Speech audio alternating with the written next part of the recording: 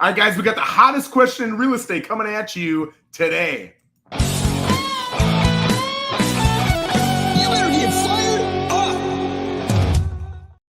All right, so buyers are asking us all the time, man, is this a good time to buy or not? And I think that's such an awesome question, especially if you're in that position, right? It's really easy for all of us to kind of look as outsiders and say it's a good time, it's not a good time. And you kind of look at it like you're gambling. But when you're the buyer, it's a completely different situation. It's not just are the prices going to go up or down or the rate's going to go up or down.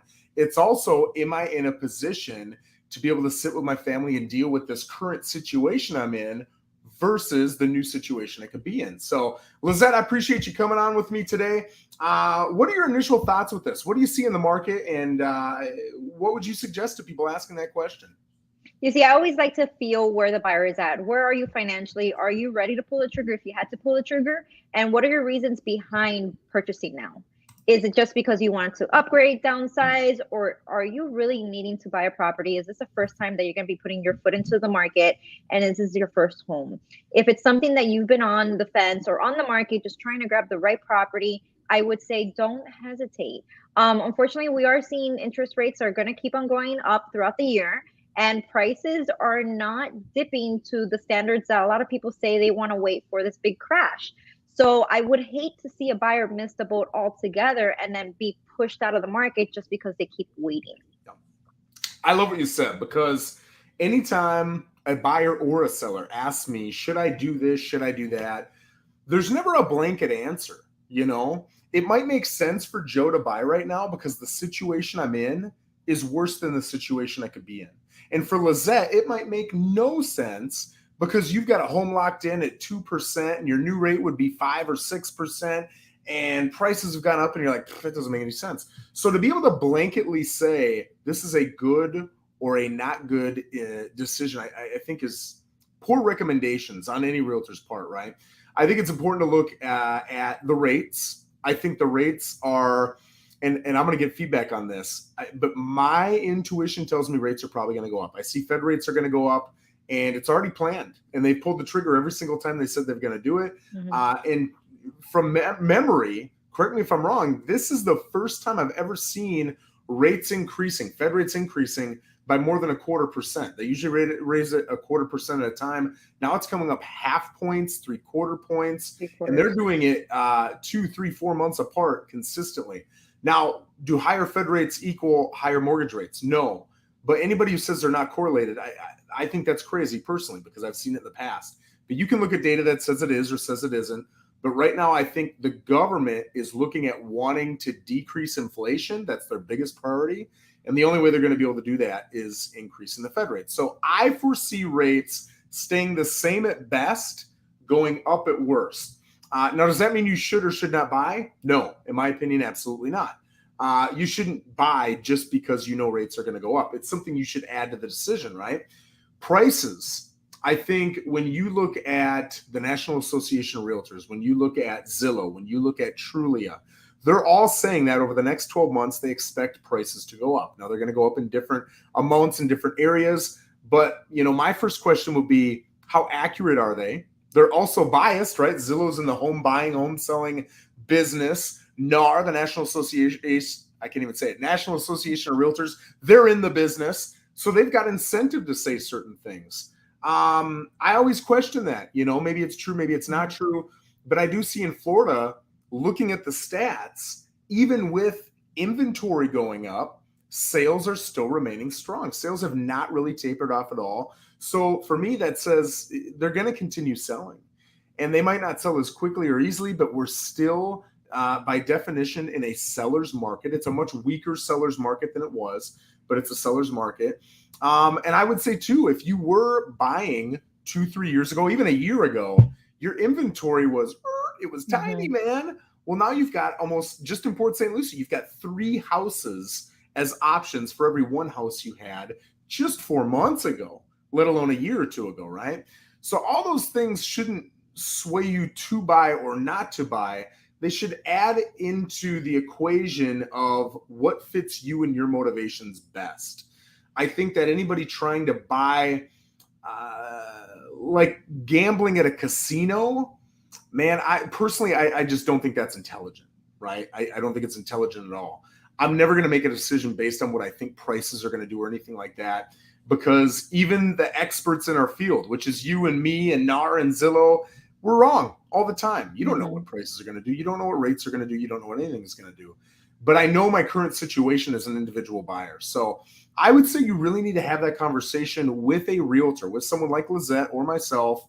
And you need someone you trust enough not just to sell you a house, but to challenge your thoughts. Like, hey, you're thinking about this, but have you thought about this? Have you considered the rates? Have you considered the amount of inventory we got on? Have you considered what you would be paying in rent over a 1, 2, 3 year span if you didn't buy now? Have you considered your rent might go up with the prices? So even if prices do go up, right, your rent's going up. If prices do go down, rent's going down, right? So just to kind of consider all those things and be in front of someone you trust, to me, I think that's the biggest solution to that question, right? What do you think, Lissette?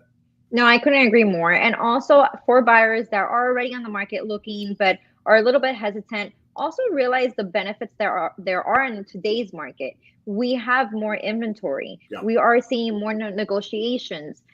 Sellers are giving concessions. So you do have a lot of benefits now in this market as well. So don't be deterred that just, oh, interest rates are rising and prices are still high. You are now holding a little bit more power as a buyer in today's market. So that gives you also a little bit more leverage.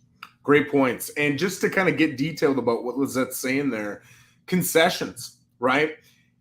You might, if you're an FHA buyer, that's pretty much the cheapest way to get in if you're not in the military, right? And it's going to cost you roughly 3.5% in closing costs, give or take. It could be less, it could be more, and it's 3.5% down. So you're looking at 6.5 to 7.5% of a price tag. So if you're at, say, 300, which in our market is a pretty low priced home, I think the average is just over 400. Well, 7% on 300 grand, that's 21,000 in cash you need. If you can get the seller to cover your closing costs, that is huge. And before, people weren't even thinking about that, because either I'm losing half that 21 grand, roughly 10.5, or you, the buyer, are saying, I won't pay 300, I'll pay you 310.5, but I want you to cover 10.5 of my closing costs. They're saying, I don't even have to entertain that because I risk the appraisal not coming in on yours, but I don't on this one over here. Well, now that's changed. Now sellers, not all of them, but some of them, will consider cover your closing costs. So you can get into a home with less cash down. I would say if you're looking at 300 grand, if you've got, $8, $10, $12,000, you've got options out there, right? You don't need $20,000 anymore. I would also say price is a big deal, right? We saw prices going 40, 50. I saw some 6 figures over asking just 6 to 12 months ago. I'm not seeing that at all anymore. Now a strong offer is asking price, maybe 5 or 10 grand over, but it's reasonable. It's not freaking people out where they got to pay 30, 40, 50, 60,000 over. So I think that's phenomenal too. And lastly, I would say terms have gotten a lot better. A lot of sellers were saying, hey, I'll gladly sell, but then I need to rent back my property for a month or two while I go find a place to buy. So now that buyer is challenged by the fact that they've bought a house. They've probably got 2 payments, maybe a rent payment, a mortgage, maybe a mortgage and a mortgage. Now they got the issue of, can I actually get financing for both? All kinds of issues with that. But the sellers could make them do it because they were in a position to do so. You don't really have that issue anymore. And it's not that sellers aren't asking it, but you're getting many properties where you're getting less offers. You're not getting multiple offers, or if you are, it's 2 or 3. It's not 15. So you're not seeing the leasebacks that we were seeing before. Lissette, anything you'd add to that? No, everything that we stated is great. And specifically, just want to go back to the basics, is really get with your lender, get with your realtor, and run through your scenario. You don't want to miss the opportunity to lock in today's rates if you're ready to go, if you're a qualified buyer. And sometimes you're listening to all this outside noise and you're thinking, oh, a crash is coming. And unfortunately, 6 months down the road, you're now priced out of the market. So really get with the people that understand the market and can explain to you what's going on, and then make your decision based on that.